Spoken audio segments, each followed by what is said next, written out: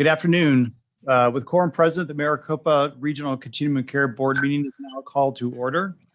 Please remember to mute when you're not speaking. Board members, please do not use the chat function as the audience watching cannot see it. Katie, please take a roll call. Members of the board, please indicate you're here and the organization that you're with after Katie calls your name. Can I just say I'm a little sad that none of you all came in person. Tish Brown Gambino. Jacqueline Campbell. Eric Cole. Here. Oh, Arizona State University. Thank you. Liz DaCosta. Hello, Liz DaCosta with Community Bridges. Marshall Franklin. Good afternoon, Marshall Franklin, City of Phoenix.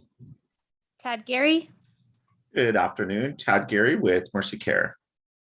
Lisa Glow. Good afternoon, Lisa Glow with Cass. Chris Hallett. Good afternoon, Chris Hallett, City of Peoria. Rachel Milne. Rachel Milne, Maricopa County. Joan Service.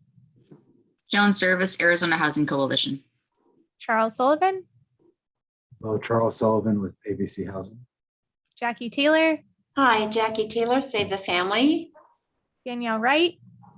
Hi, Danielle Wright, Arizona Coalition to End Sexual and Domestic Violence. Co-Chair Ryan Balch. Co-Chair Rob Podlager. Here, Valley of the Sun United Way. Tish Brown Gambino. I think we missed you. Hello, Tisha Brown Gambino, your mom. We have quorum. Great, thank you. The next item on the agenda is a call to the audience. Members of the public were given an opportunity to submit written comments relating to this meeting to azmag.gov/comment within 1 hour of the posted start time for the meeting. Join the Zoom meeting by requesting a link from MAG staff or registering on the COC board meeting event page or attending in person.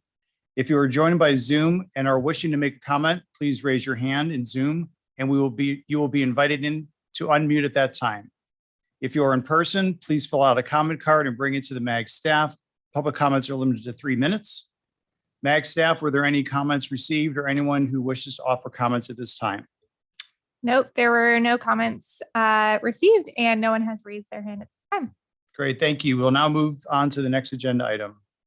Our next item is the approval of the March 28th, 2022 meeting minutes.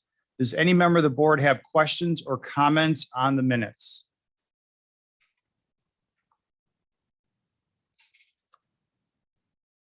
Seeing none, could I have a motion to approve the March 28th, 2022 Maricopa Regional Continuing Care Board meeting minutes?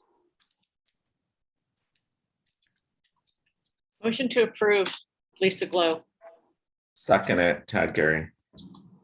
Thank you. We have a motion from Lisa and a second from Tad. Is there a discussion of the motion? No. For board members in the room? Do I need to zoom? No. Okay, great. There are none, so we already went through that part, right? Feeling kind of lonely here, y'all. Okay. Thank you. We'll now move on to the next agenda item. I got a roll call first. Oh, roll call. Tish Brown Gambino. Yay. Jacqueline Campbell. Eric Cole. Aye. Liz DaCosta. Yay. Marshall Franklin. Aye. Tad Gary. Aye. Lisa Glow. Yes. Chris Hallett. Chris, you're on mute. Welcome back. Rachel Milne. Aye. Joan Service. Aye. Charles Sullivan. Aye. Jackie Taylor. Aye. Danielle Wright. Aye. Co-Chair Ryan Balch. Co-Chair Rob Podlager. Aye. Anybody I missed? Your motion passes unanimously. Great, thank you. Now we'll move on to the next agenda item. The next agenda item will be updates. Chairs of the committees with recent activity will be asked to share with us. Updates will also be provided in the monthly newsletter sent out by MAG. First, we'll hear from legislative updates from Joan Service with the Arizona Housing Coalition. Joan? Actually, there's not a ton to report because there's not a lot of activity going on right now. The Arizona State Legislature is very much in a hurry up and wait kind of position. They are looking at budget negotiations, and they stand, they're projecting about $1 billion in available ongoing funds and $2.1 billion in one-time purpose funds. And, you'd think that makes life easy, but actually when you have a lot of money, it makes things sometimes hard. And so lawmakers are debating what they want to do. This last week, there was a discussion of a continuation budget, but both the governor and other members of other chambers basically shot that conversation down because lawmakers are anxious to get on the campaign trail. So that puts a lot of the legislation that we're monitoring in that holding pattern. I'll share briefly and hopefully quickly. House Bill, what was Senate Bill 1531 is now House Bill 2528. It appropriates $1 million from the federal ARPA funds to the Housing Trust Fund. It's past Senate appropriations. It's pending Senate rules and full vote by the Senate, but because it's a budget negotiation item, that's in the budget box and kind of waiting negotiation discussions. Senate Bill 1263, the Housing Trust Fund Shelter Services. This is a bill that would allocate funding increase from the state lottery funds to go to homeless services. And that allocation increase would go from $1 million to $3 million. This also is waiting pending House rules and House action. And again, because it has dollars and cents attached to it, it's a budget negotiation item. This is both bills that I've mentioned so far are bills that the Housing Coalition is in support of. House Bill 2610, it was Senate Bill 1117. It removes the arbitrary cap of affordable housing development projects to receive property tax abatement. This bill passed the Senate Finance Committee and is pending Senate action at the full level. I see your hand, Lisa. I've got two more bills I'll talk about. Is that, and then does that work? Okay. And then House Bill 2674. This is now titled the Housing Supply Study Committee that has been signed by the governor. And ultimately what originally was a drastic zoning reform. It's now been amended to become a housing supply study committee. And the coalition is a member of that study committee. And then lastly, and this might be a good cue for Lisa, Senate Bill 1581.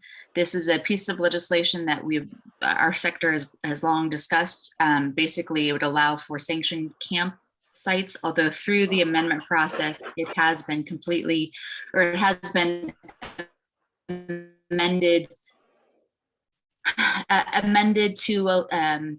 to basically allow different structures and look at different ways to get stakeholder support. At this point, it's still very much in the amendment process. As soon as there's a comfort level, we will be the Housing Coalition CAS and then obviously the bill proponents, Senator Livingston and the Sister Institute, would love to see a larger stakeholder conversation. But at this point, it's very much still in the amendment and negotiation process. And because there is dollars and cents tied to it, is also part of a budget negotiation issue. So with that, happy to answer any questions. And it looks like Lisa's first up. Yeah, when you said 1 million to the housing, I thought you said 1 million, but I think I may have misheard you. It's 100 million, right? The first bill. So yeah, House Bill 2528, it's $100 million going to the Housing Trust Fund. No, my ears must not be working right. I thought I heard you say 1 million. So I just wanted to verify that hadn't changed. That was my only question. Thanks. Yeah, thank you.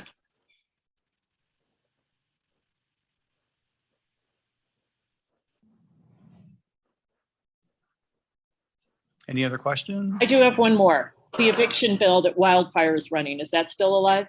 So there's two bills that Wildfire is running. House Bill 2484, which prohibits a court from imposing or collecting a fee to basically a fee for filing an answer to complaint for a forcible entry or detainer.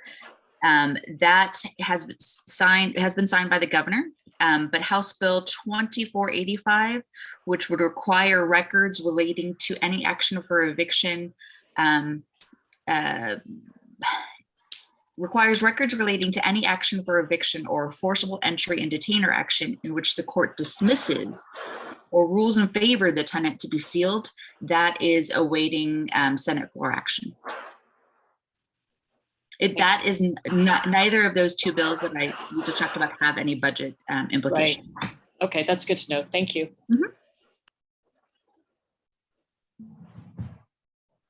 Great, thank you. Any other questions for Joan? No? Okay.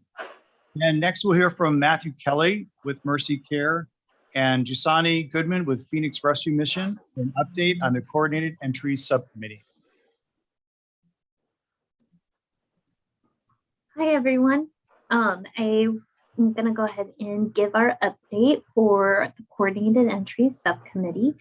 So the first update is our CE evaluation, Coordinated Entry Evaluation. Home Base is going to be joining us this week in order to be able to gather some feedback from the rest of the folks on the subcommittee and be able to ask questions of Home Base. So they're going to be joining us this Thursday. We're also continuing the core elements conversation. So our group is continuing to work through the core elements in order to identify areas where we want to do a deeper dive. And then as a result of doing a deeper dive, find out how we want to address some of the situations that arise. And then we are also making progress in our homeless prevention. So we've actually completed that process now. The leads are obtaining homeless prevention, basically information in order for us to be able to adjust the thresholds on a monthly basis as available for funding. And then lastly, our domestic violence integration. So this group is now working. They're going to be meeting this week in order to discuss some of the feedback that we've received from the domestic violence executive directors to basically move forward with some next steps on how to be able to make the coordinated entry system accessible to them. So that is our update. And Matthew, I don't know if you have anything to add or if anybody has any questions. I think you covered it, Jusani. Thank you. Great, thank you for the update. Any questions? No? I will say one thing. I just want to also say a big thank you to the executive directors of the Domestic Violence Committee or group for taking the time to hear and meet with, I think it was Danielle and Dana with regards to that, and also give them some freedom to be able to work with the Coordinated Entry Subcommittee to develop the next steps with regards to access. So we will be meeting this Thursday. So I know that this has been a long discussion, and I'm happy to report that I think we're seeing some continued ongoing progress with this movement. So super excited about that. Thank you. Great, appreciate it. Thank you. Do any other committees or subcommittees have an update at this time?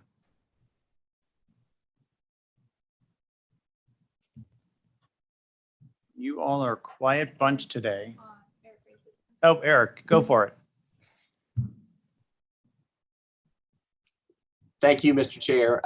My hesitation was we're not a subcommittee or a committee, but we do have a working group that's working on communication. So hopefully this is an appropriate time to report out. Okay, cool. So yeah, this you'll recall at our previous meeting, we put together a communications working group to look at internal and external communications within the COC board, but also after we did that, we found that the committee, COC committee, was also interested in having a communications plan. And so then we broadened it and said, okay, if there are other committees or subcommittees that want to be involved, you know, we can work towards a goal of having a plan for all those bodies. So we met last week, I think, And the group's goal is to draft kind of a communications plan for the COC effort, really based on outcomes and then materials that will need to be created to go along with that plan. Part of our conversation focused on the fact that there's some other efforts underway right now around communicating on housing, on homelessness, on multiple issues, and that's we kind of were I think excited and want to be additive, not replace certainly some of those efforts. So our next meeting I think is the 17th of May at 11, and you're welcome to join the group. And then what we did also talk about, had some really nice kind of immediate actions, low-hanging fruit that we will recommend to the body. And one of those, a lot of the things that we were tasked to cover and talk about are actually in the revised MAG website. So I hope I'm not stealing any thunder by promoting that. But there are some things there that we found quite well organized and, kind of communication vehicles we'd always wanted to have in the past. So very much in progress. If you have an interest or want to participate, let us know. Great, thank you. Thanks, Eric. Do any of the board members have a discussion on this item? Okay, thank you. So let's move on to the next agenda item. Kelly Williams, the Human Services Director with MAG, will provide an overview of the Heat Relief Network. Welcome, Kelly. Good afternoon, co-chair and members of the committee. Thank you for having me here this afternoon. I wanted to give you a brief update of what the 2022 Heat Relief Network system looks like that MAG is leading through our Human Services Division. Next slide, please. As you may know, our work in heat relief started at MAG in 2005 after a heat wave that left more than 30 individuals dead due to heat-related illness. Most of those individuals were unsheltered, and it was a great concern across our region for how can we better address the needs of individuals who are either working outside, living outside, or may not have access to air conditioning during our hot summer months. Next slide, please. So what do we do? MAG's central role in this work is to use our RAD team to coordinate an interactive map that brings in three specific levels of data. Cooling centers, which offer both a cool place to sit down and water. If you think about perhaps a public library would be a cooling center, as are many of our public libraries across the region. Hydration stations, which you may see on your drive home, which often look like a pop-up tent with coolers and volunteers underneath that tent. It does provide shade, but there is no air conditioning specifically, but folks are able to get out of the sun and have something cold to drink. And then donation sites, where locations where people can donate both bottles of water, medical supplies, et cetera, as needed. So we open up our application process annually. Our application went live the first week of April. Next slide, please. And we ask our participants across the region to reapply each year with updated information. If you have previously been a partner in this work, the application will auto-populate for you. So we're just looking for any changes you might want to make to the application. The reason that we do this work, namely, is to prevent heat-related deaths. We recognize that not only are these preventable illnesses, but we also recognize that with the eviction moratorium coming to an end and with the dramatic increase in our rental rates across the region, we anticipate more individuals who are living on a fixed income to not run their air conditioning as they previously would have, because we know that it can be of great expense. So we want to make sure that those individuals know where they can go during the day, if they have the time, to cool off. Again, that can be anybody who can participate. You do not have to be someone who just can't afford to run your air conditioner. You could be an unsheltered individual. You could be an unsheltered individual with a pet, which is also important. The majority of our cooling centers do allow pets to also come inside. And we're really trying to create a network across our region where we can have individuals who might be in need be able to cool off for a period of time. The different sites often will have different services depending on the site. Some are talking about including a nurse practitioner, for example, access to food service or food banking services, and more. We've had a real increase in participation from our Valley Interfaith group. with churches across the region, opening up their doors to allow people in to cool off and provide some water as well as a great partnership with ASU, which I will mention in a future slide. Next slide, please. So if you or members in your municipality or your community are interested in becoming a partner, if you have not already completed your application, we really encourage you to do so. You can do so by following this link, or we can make sure to get it to you in these slides as well. Again, we do ask that you complete this application annually. It should take less than 5 minutes of your time. It's really important to us to have an overall contact site and then a site-specific site. So if you think about an organization like, let's say, Ryan with the City of Chandler, if they have 15 different locations for City of Chandler, you may have one central municipal employee who is the overall contact for that work, but then each site needs to also have a location, a contact information as well. Why that's important to us is we have individuals who use these maps on a day-to-day basis, and we want to make sure that if your hours fluctuate for whatever reason, if you're closed for one of the 3 major holidays during our summer months, that we can reflect that as well, et cetera. And we want to be able to get a hold of you and make sure that your needs are also being met and communicate with you on how we can do a better job of this in the future. Our map will be available online May 1st. It is also a mobile friendly map, which is great. And we're really excited to see this move forward. Last year, we had over 260 different partners across the 3 areas between donation sites, hydration sites, and cooling centers. And we did still see an increase in heat-related deaths. The preliminary data out of Maricopa County is that we had 380 individuals in Maricopa County die of heat-related illnesses last year. And we unfortunately anticipate an increase this year as well. So we are hoping that we can get water and cool environment out to those who are our most vulnerable in the community. Next slide, please. So we want to hear from you. If you are a member of this work, or if your organization is a member of this work and there's something that MAG can be doing differently to better meet your needs, or you feel like the needs of the individuals that you're representing on this work group or this committee, we would really like to hear that. One of the things that we're considering doing is proposing that the heat relief network actually expand. It currently runs from May 1st through September 30th, but as you know, tomorrow we're supposed to get our first 100-degree day here in the Valley, and our heat relief centers are not open yet. And so we are considering expanding that for 15 days on either side, but each cooling network site is typically run by volunteers. So the question is it, are you going to have volunteers for 30 extra days to be able to meet the needs of the vulnerable? And we know that, unfortunately, that those hot 100-degree days often continue well beyond the September 30th date as well. We will be sending a newsletter out at least twice a month from May 1st through September 30th to anybody who signs up on our listserv. You can go to the same website, and I think we have 1,100 individuals currently on that list to just keep up to date with what the current needs are, with where the current donations are. Our first update for our heat relief network that's going to go out next week is about 211 and transportation services that may be available to individuals who need to get to heat relief sites. So we are open to content that you may have for that newsletter as well. Next slide, please.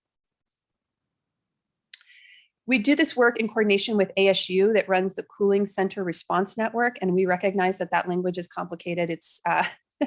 It is not duplicative work. We walk alongside each other and we support each other. If you are interested in being a volunteer at one of these sites, or you're interested in large donations, you have to register first with MAG, and then we also have you register with the Cooling Center Response Network. And I can get more into the weeds on this if anybody is specifically interested. Let's go to the next slide, please. So this gives you an idea of what one of our maps looks like. This shows you where our new cooling centers were for last year in 2021. Those are the ones with the purple stars, and the green dots are cooling centers. And the orange areas are where our most vulnerable individuals are living per census information, who may be most susceptible to heat-related illness. One of the optimization maps that we've talked about to do in coordination with City of Phoenix, who operates the vast majority of our heat relief centers, is to overlay our PIT data over this map to try to have a better idea of where we may be able to reach individuals who are unsheltered, fully recognizing that the PIT data is done in, PIT data is gathered in January, and this work happens in the middle of the summer, and there may not be a direct correlation. What we're trying to do is make sure that we have cooling centers in the communities that are most in need and people know about them. Next slide, please. So if you have any questions, or you need help standing up your center, or you're interested in having one of these cooling networks, or a heat relief partner site, please let us know. We are very interested in working with you. my contact information is here. We're also out on social media. And again, we are working closely with both ASU and the interfaith community of the Valley to stand this up again for 2022. And hopefully we will have fewer deaths this season from heat-related illness. With that, co-chair and members of the committee, I am available for any questions. Thank you. Great, thank you. Any questions? I know from my standpoint, first of all, there's obviously the need.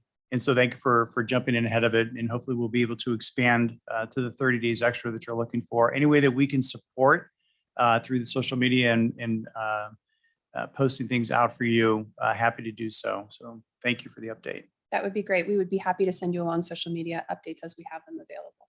And I must say, it is completely disconcerting to present to this room with only 2 people. So my apologies if that felt a little awkward. It felt very awkward for me. So I guess the 2 people in the room really, maybe that's what she's trying to say. Not at all. Not at all.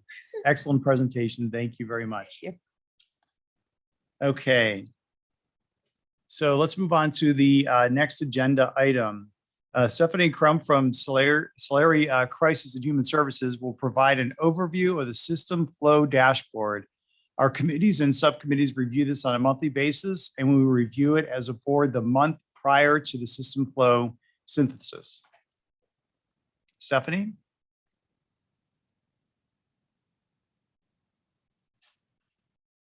I think she's.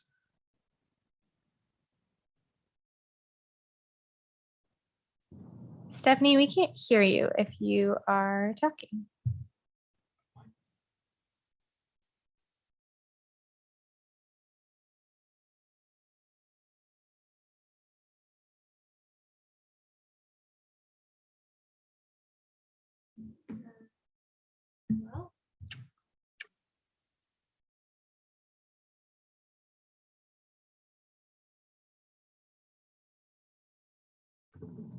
Ryan, can you speak and unmute yourself?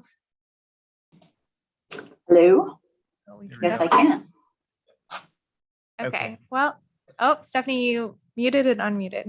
All right, well, maybe Stephanie, you can chat me if I misspeak during this, but I'm hopeful that through the meetings that I've sat with you, I can try to describe this dashboard as thoroughly as you can.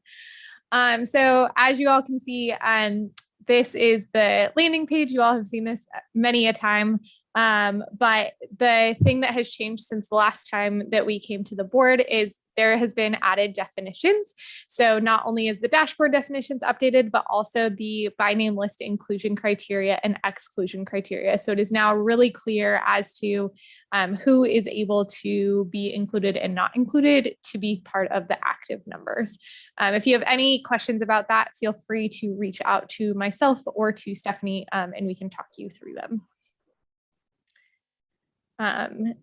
Next tab that you will see is the active overview tab. This is really going to walk you through the trends that we've seen. As you see in March, we've seen kind of that uptick. We were starting to decline a little bit, but then this increase has now come in March. That mostly has been driven by singles, but there is also an uptick in families. On the,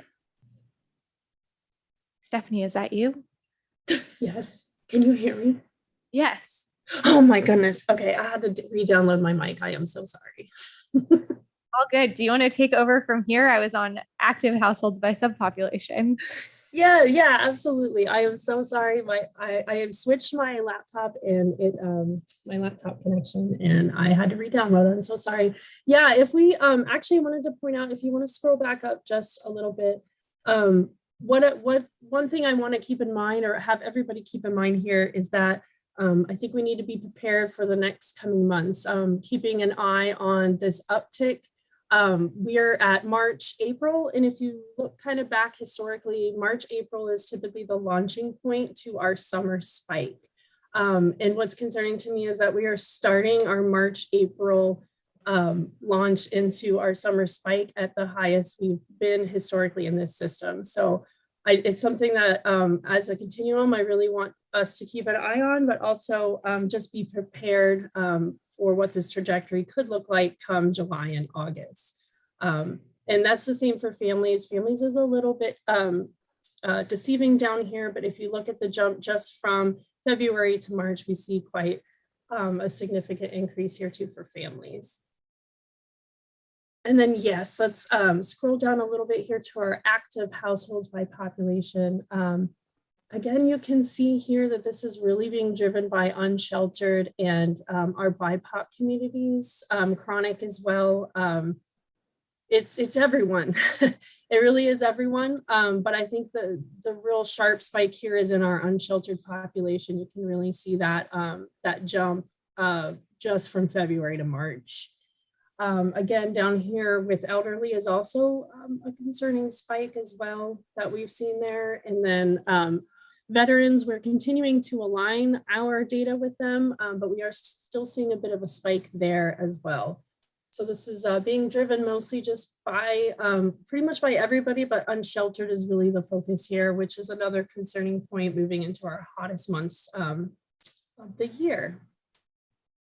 All right, and then if you want to go to the next tab, our flow details, take a look here. You'll see again here on the corner, we've got quite, our inflow is just way outpacing our outflow there. We've got quite a big spike there. And if you scroll down a little bit to see where this is coming from, it's really new clients and return from inactive, but really pushed by new clients. This isn't, people coming back from housing right now. This is new folks entering our system or coming back to our system. And then our outflow detail here, we're having a bit of a drop in unknown negative exits, but I want to caution that this is not indicative, I think, of folks not negatively exiting. I think it's just more indicative of folks hanging in the system, hanging around a lot longer, which is not a bad thing. As weather, gets more intense and extreme, that might not be a bad thing, but I want to caution to keep an eye on that might not be what we think it is. We did see a bit of an uptick here in total house though. That's good. Always any gains there is great. So I did want to point that out as well. Anybody have any questions, or Katie, did you have any questions, or yeah, just open it up here. Lisa, I see your hand. Yeah, a question on the housing numbers. Is that rapid rehousing? Is it other forms of housing? What's included in the total house number? Yeah, so for our outflow number, that is any permanent housing destination. So yes, that includes permanent supportive housing, rapid housing. That would include even non-COC funded housing. So that would include anyone exiting to just a permanent housing destination. It would not include prevention. No. Yeah. Okay. No. Yeah. It would have to be someone exiting the homeless system. How is prevention measured? Can anybody answer that question? Is that through the CAP offices or wildfire, or maybe Joan knows?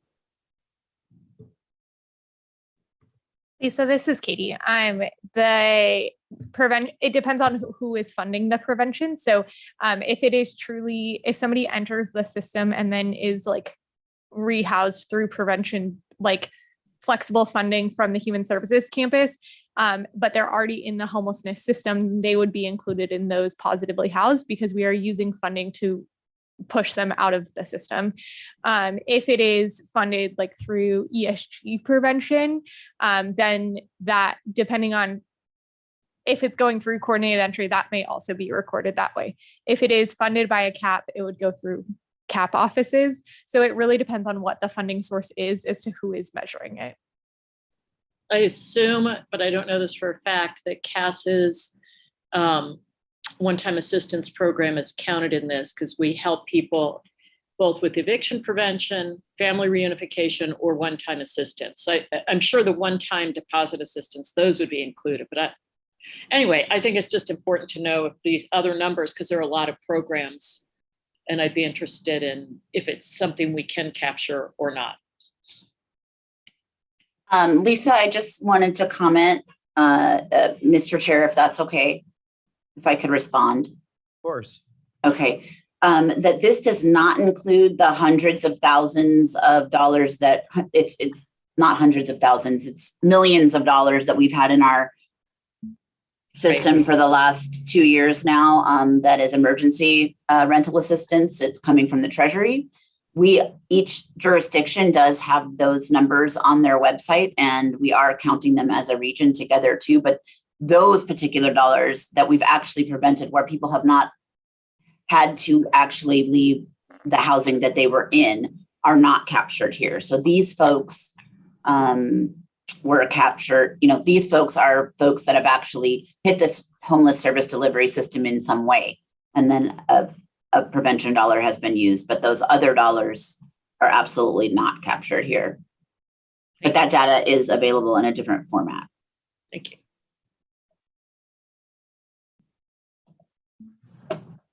Great, thank you. Thank you, Stephanie. Any other questions for Stephanie? Any comments from the board?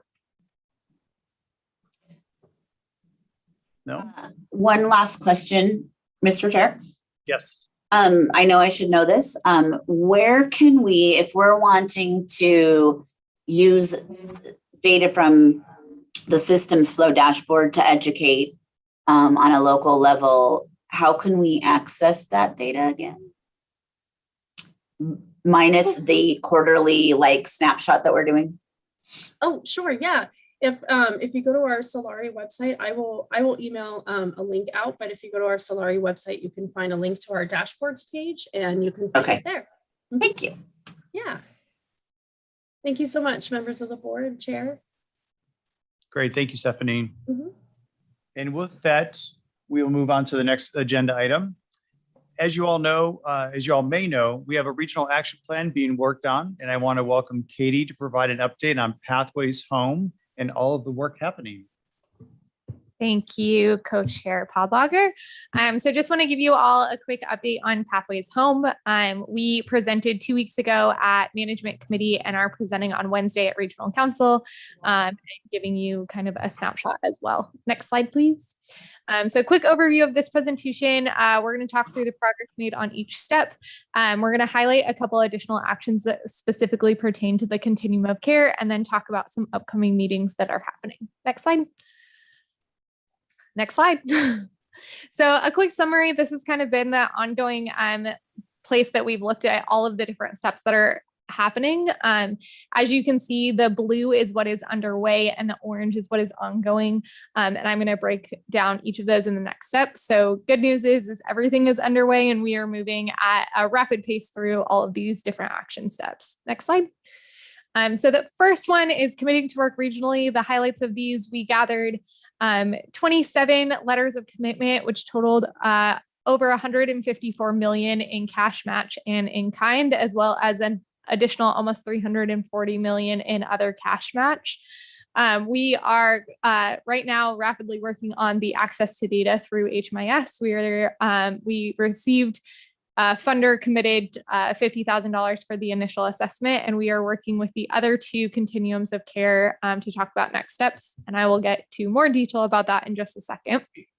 And then the regional public education campaign, as Eric mentioned, we do have a communications work group, but that's working alongside and coordinating with Home Matters.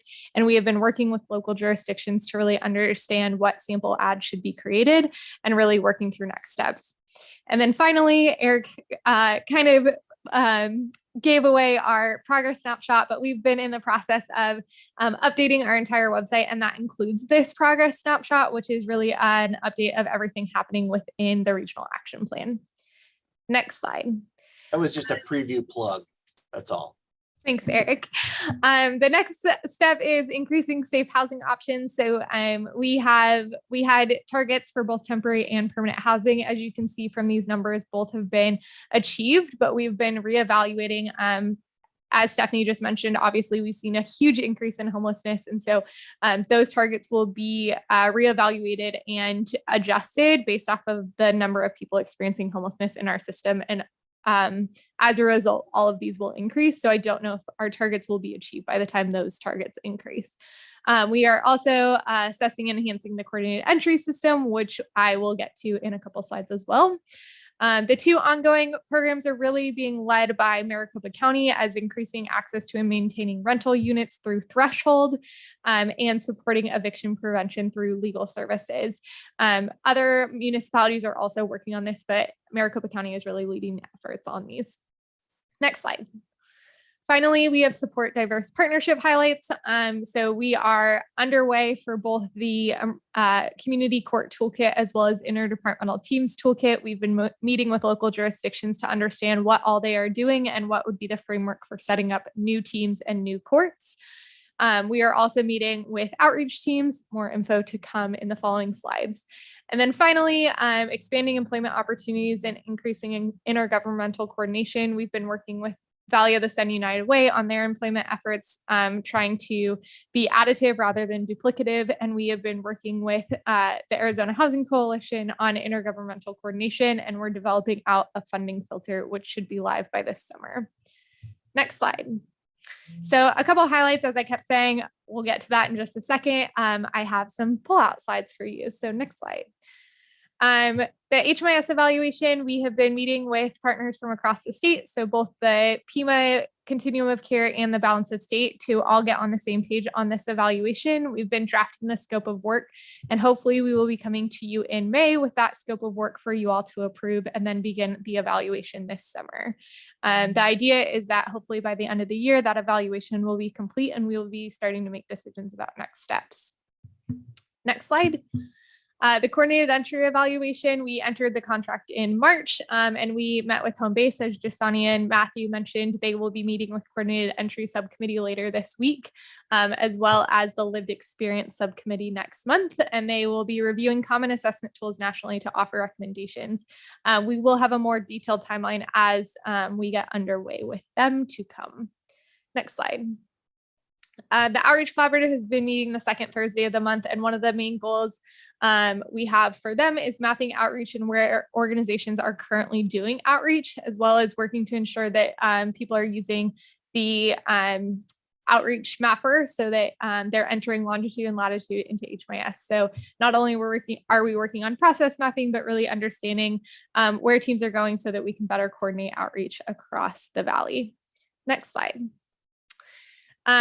One of the things that we want to kind of get feedback from you all on is we have committed to sharing this at management committee and regional council on a quarterly basis, and wondering if you all want that same update on a quarterly basis in tandem with them. Do you want it more often, less often? I'll just kind of turn it over to you all if you have any feedback on that.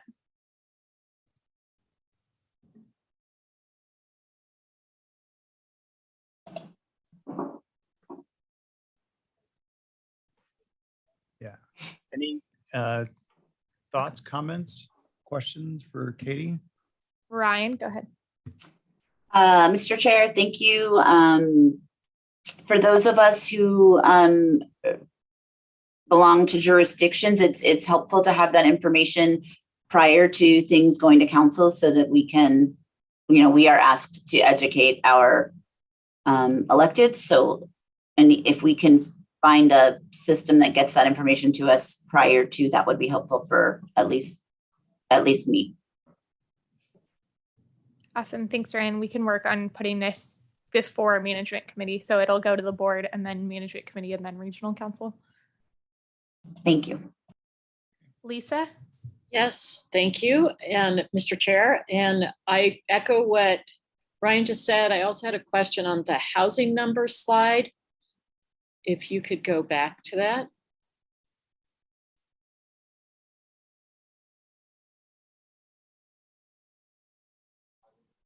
One more. Okay. The 770 units of temporary housing, is that transitional housing? Does that include emergency shelter? I'm assuming, well, I don't know what that, I guess I should ask. I don't know what I should assume. Yeah, thanks for that question, Lisa. Temporary housing includes all, so permanent housing would be like rapid rehousing, permanent supportive housing dedicated directly to people experiencing homelessness. Temporary housing is going to be anything leading up to that. So emergency shelter, bridge housing, even some municipalities have like purchased a hotel that would be considered in it, transitional housing, anything that is a shorter stay, less than 24 months. do you have the breakdown of where the units are coming? Is there another chart that has the current, then the 770, so where that puts us? Because the goal is 770, 540 have been added, 459 committed. I'm not sure what that means. So this is all based off of the 2020 housing inventory count. So it's been added since the 2020 housing inventory count. 547 units have been added since then. We do have so that's kind of where that is coming from. The 459 committed will be built out, and as those get built out, they will get moved to added. So for example, Maricopa County just announced that they had awarded more emergency shelter, but those have not been built yet. So those would still be in the committed units You said bucket. this is founded since the 2020 count.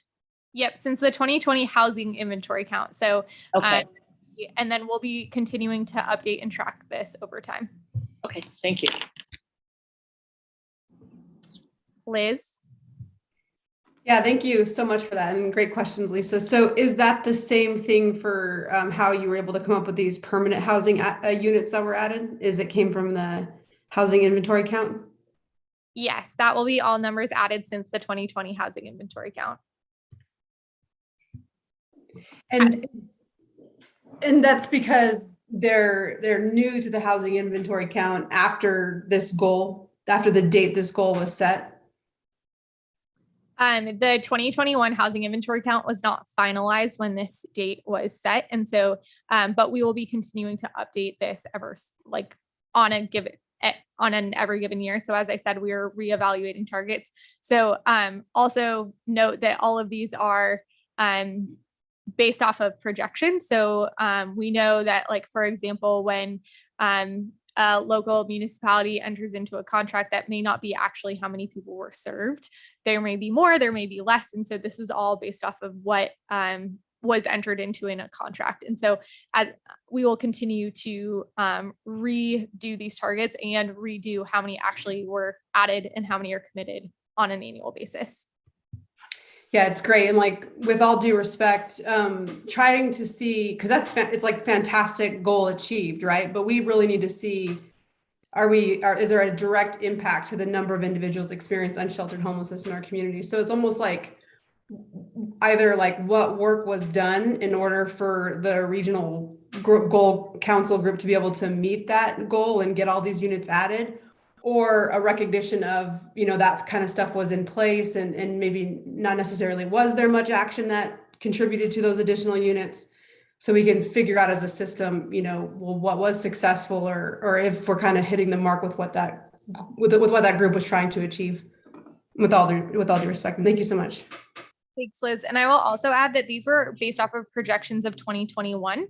So we all know that the 2020, May of 2020 through April of 2021 was a very weird year in the homelessness system. We didn't have typical projections. We didn't have our normal, I say in quotes. But so that's why we're also reevaluating targets to say, like, our projections were significantly less than what we're seeing in the homeless response system right now. And so we're going to continue to see that over time. We have more new folks than we've ever had before in our system because of everything that's happening in the economy. So that will continue to be reevaluated, and it is a very iterative process. Can I just say one more thing? Yes, good questions, Liz. And I'm interested in more information on that particular slide for the same reasons Liz is talking about, is how do we analyze what's needed where, where does, I assume maybe you have it or Mag has it, the map of where all these units are and where the need is. Is that being done by committee or? I will say that so that is being done by our staff internally. It is a combination of place-based and scattered site. So there isn't necessarily like a map, but we can look into that to see if that would be possible. Thank you.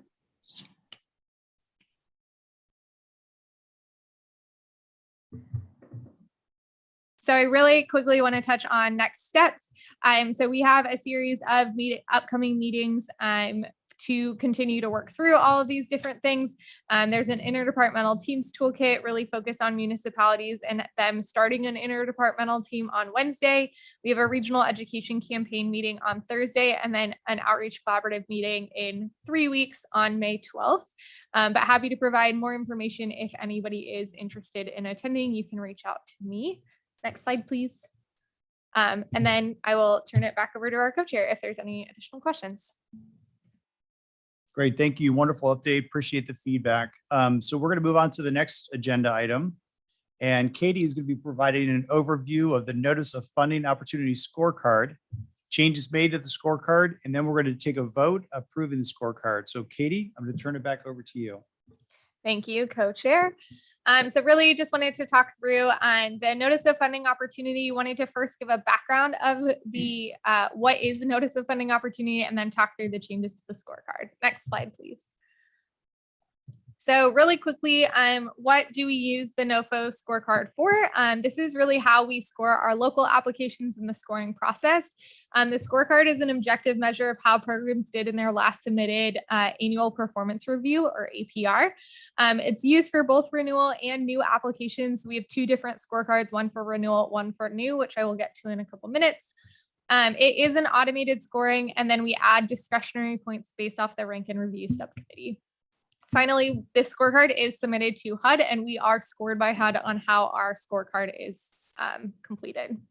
Next slide, please. So wanted to quickly just give you an overview. I know we have some new folks in the room who have not seen our scorecard before. And so I'm going to give a breakdown of each of those questions, and then I'll go through the changes. So the first question really looks at how the project serves a harder to serve population. It's based off of the number of conditions folks report in HMIS. So whether you have 0 conditions, 1 condition, 2 condition, 3 conditions or more, based off of when you enter the project. This is scored differently for rapid rehousing and permanent supportive housing. I will note all of the both the red line version and the clean version was follow along with me. The second question is increasing housing stability. So it's really based on how folks retain or exit to a permanent housing destination. Again, those are different for rapid rehousing and permanent supportive housing. Next slide. Question 3, A and B looks at total income. So increasing total income and increasing earned income. Again, these are different for rapid rehousing and permanent supportive housing. We're encouraging folks to be able to earn more income. Question 4 is looking at use of funding. So this compares what was the drawdown comparatively to what was the total grant amount awarded by HUD. That is the same for both rapid and permanent supportive housing. Question 5 is really looking at data quality and errors. So this is how many errors are in the HMIS system drawn down by project. And question 6 is participation in coordinated entry, broken down into how many referrals are accepted and how many referrals were eligible. This is a report straight from coordinated entry. Entities don't need to provide it. Next slide. Question 7 is based off of COC engagement and participation. It's broken down into 3 questions: participations in committees, in the committee, participation in a subgroup or working group, and then participation in the unsheltered point in time count. Question 8 is that is also gathered by MAG, not gathered by individual entities. Question 8 is just submitting the signed HUD grant agreement that you're required to have as a HUD recipient. Question 9 is asking about housing first alignment. This is a 2-part question. The first question being asking you to fill out the housing first checklist. For every one that you do, you get a point. And then the second is a narrative describing how you abide by housing first. Question 10 is specifically asking about HUD and MAG monitoring findings. So have you had a HUD monitoring finding in the last 3 years, and how have you responded to that? And then finally, question 11 is race equity questions, which I will get into quite a bit of detail in the upcoming slides. Next slide, please. So before I move on to how these changes happen, do I have any questions? Awesome.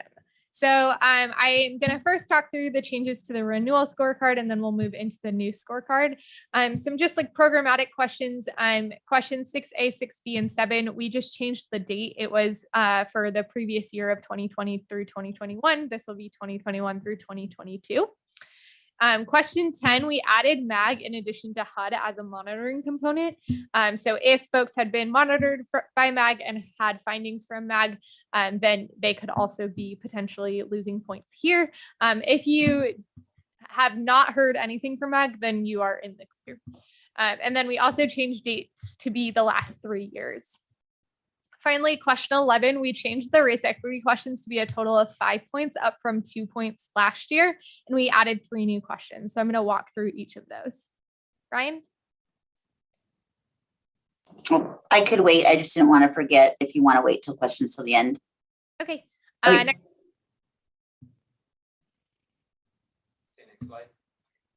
Thank you. Question 11A, which is the first race equity question. We really changed it to have the same question of focusing your race equity program across your organization, but then we added, how have you implemented changes compared to your response from 2021? So we will be giving folks back their 2021 response and then saying, have you implemented any of these things? For example, some folks said, like, we have a committee that is focused on DEI, which is great, but we want to know what you've done over the last year in response to that.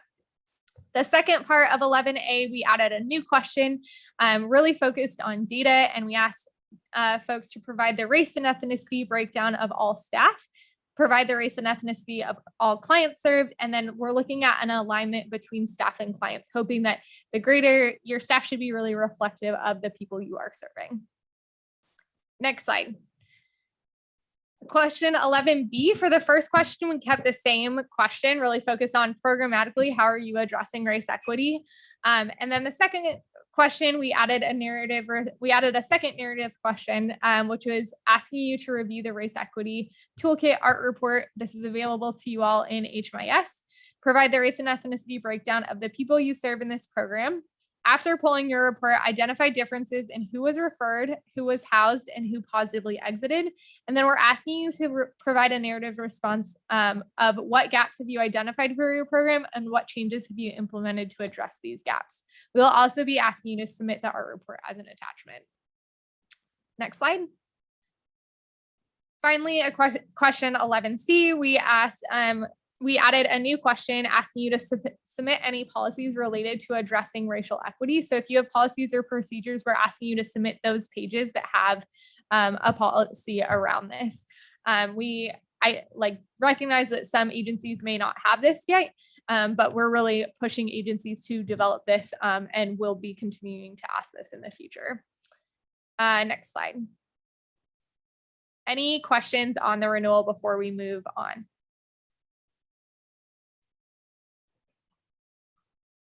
Brian? Yes. So back on, it was like in the 9s, I think it was on slide 30. You were talking about for those agencies who had been, okay, it was question 10. That you added the MAG monitoring if they had been monitored by MAG. Is there, because I'm guessing everybody won't have been, and I'm just thinking about equity in terms of some having potential findings and some not because they have not been monitored. Are you guys doing like a risk assessment to determine who's being monitored so there's some form of equity, or is there like a cyclical schedule, or how is that working? Thanks, Ryan. There is a cyclical schedule that will happen in the future, but there was an evaluation based off of how people performed last year, and the lowest scoring evaluated or got monitored first for on-site monitoring, but everybody was required to do a self-assessment. So those were all submitted. Haley, I believe that was 3 weeks ago. Those were all submitted and those are all being followed up with this next week. So it's like you're getting on a first cycle and then from there it'll be cyclical. That's correct. Okay, perfect. Thank you. Thank you.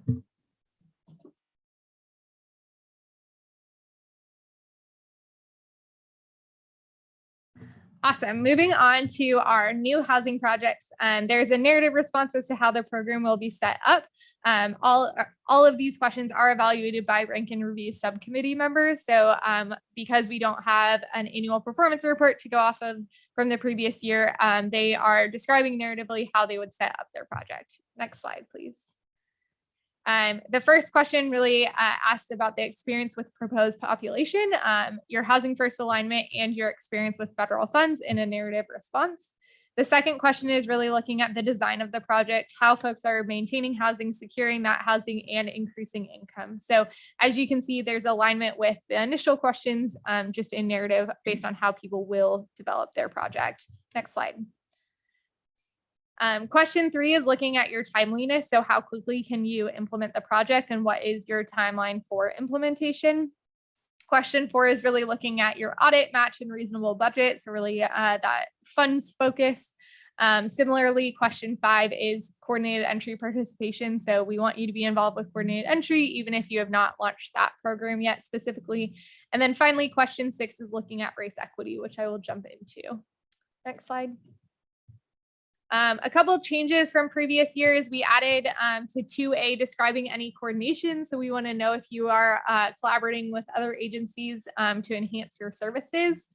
Question 4A, we added a requirement to add a brief narrative describing your audit. So we really want to hear from you. What does your audit say? And then finally, question 6, change that race equity again, like the previous slides. Next slide. So again, similar to the renewals, the new were the same. We kept the first narrative and then we added this new data question about race and ethnicity of clients versus race and ethnicity of staff. Next slide. The second question, we kept the same first narrative, but then given that folks don't have an art report, we are asking the question of how are you ensuring equitable outcomes from referral to program exit? This narrative should include detailed explanations or examples of how you've looked at data and ensured equitable outcomes across the program. So folks may not have an art report because they haven't launched this program yet, but we want to make sure that they are looking at data and really ensuring equitable outcomes across race. Next slide. Finally, we also have a policy submittal. So we want folks to submit a policy if they have one, knowing that that may impact. Next slide.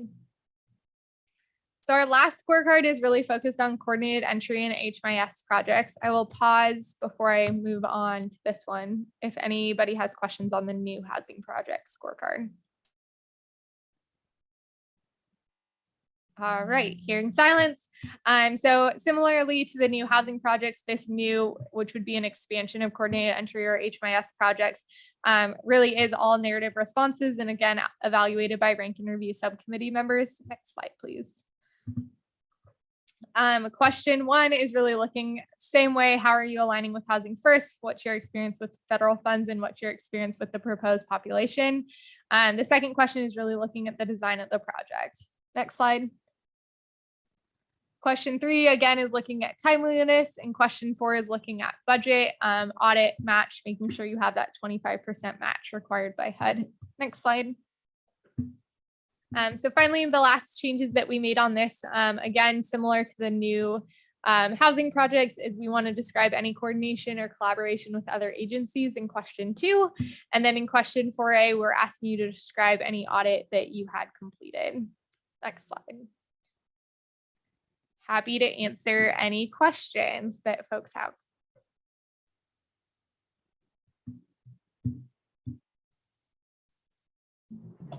Questions? Okay. So thank you, Katie. Appreciate the update. I cannot see people, and so that's why I'm kind of, there we go. Wasn't able to see if anybody had their hand raised. Appreciate that. Great update. Ryan.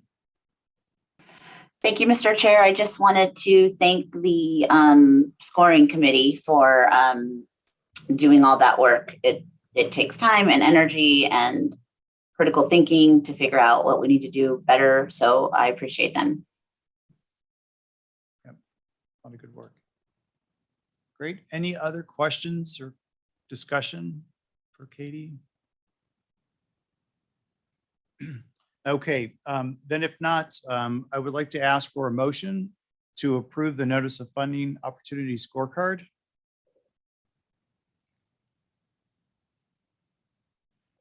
This is Jackie, so move. This is Eric. I'll second. Eric? Thank you. So we have a first from Jackie and a second from Eric. Is there a discussion of the motion? Nope.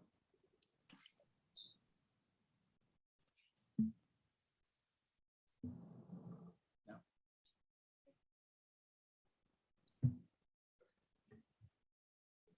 Sorry about that. My phone connected to my hearing aids and it started ringing. So I had to make sure that I wasn't going to answer the phone on somebody. Okay, so let's go ahead and do the roll call. Awesome. Thanks, Rob. Tish Brown Gambino. She had to drop off. Jacqueline Kimball. Eric Cole. Aye. Liz DaCosta. Yay. Marshall Franklin. Yay.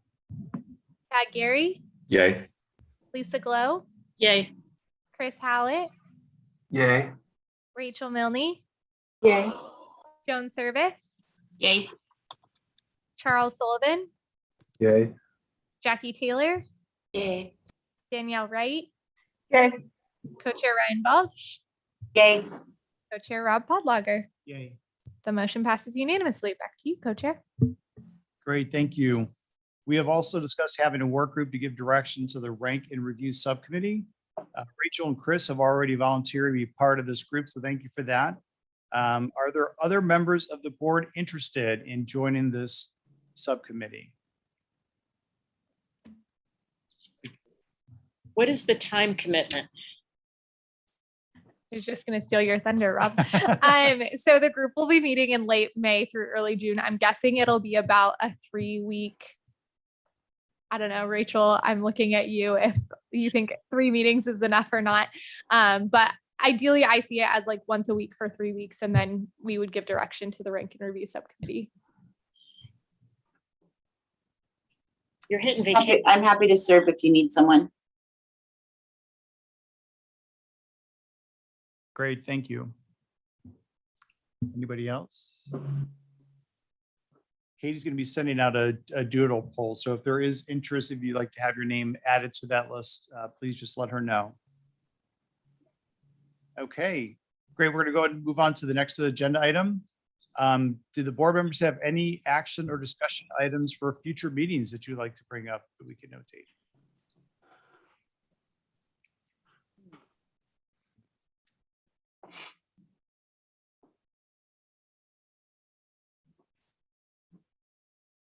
Nothing?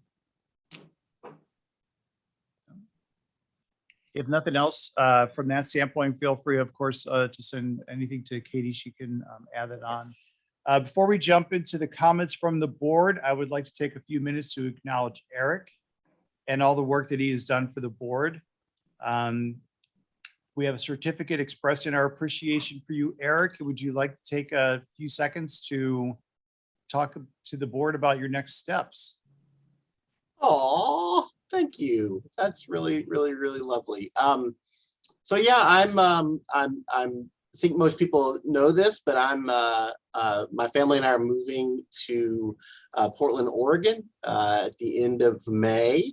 And so I will no longer be at ASU and also will have to step down from this board, but I have very, very much enjoyed working with all of you, getting to know you as well.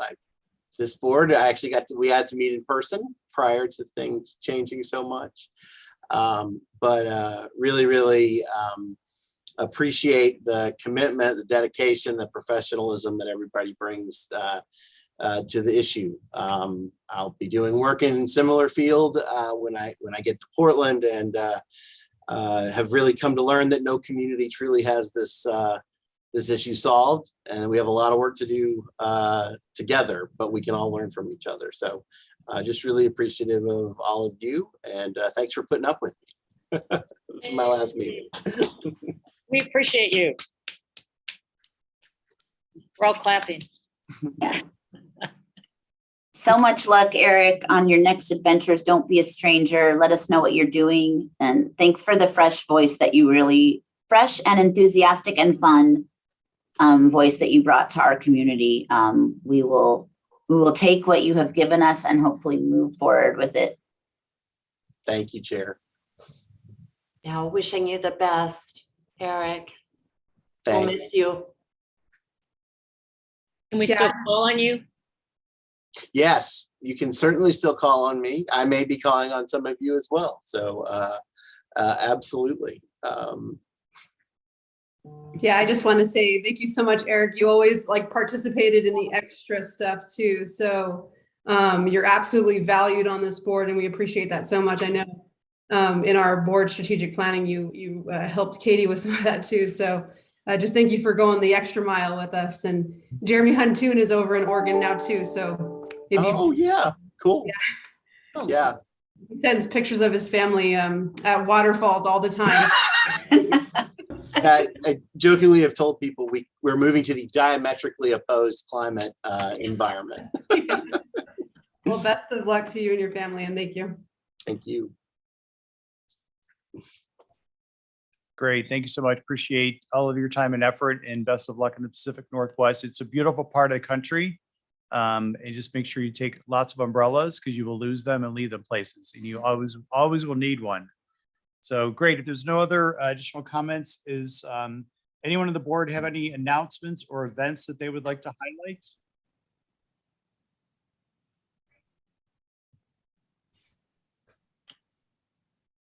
highlight? One thing, there was a press release, I think today, that came out from Access that they have awarded Copa Health and CAS a contract to open a up to 70-bed SMI homeless shelter facility and outpatient clinic to be built on the Ash property. And that they had put that out to bid a few years ago. Finally, they got a bidder, and we've been negotiating the last couple of months. So we're excited about it. This is going to be built from the ground up. And yeah, we'll keep you posted as it progresses. It's really important to have, I think, smaller shelters, particularly for high needs populations. I know CBI, I thought for sure you all would bid on this because you have a specialty in this. So we'll be calling on you, and Copa Health already does a lot of SMI, and we work with folks in shelter, of course, who have SMI. So we're excited about this new project. And the hope is to have it open at the end of 2023. That's pushing pretty fast. Congratulations, Lisa. This is really great news for our community. Yes. Fantastic. Thank you. Great. Any other announcements or highlights?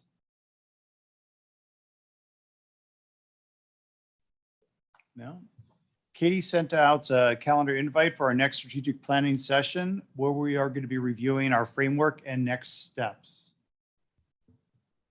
I believe it is the 18th, 19th, May 19th in the morning. And if you didn't receive it, let me know. Great. Thank you.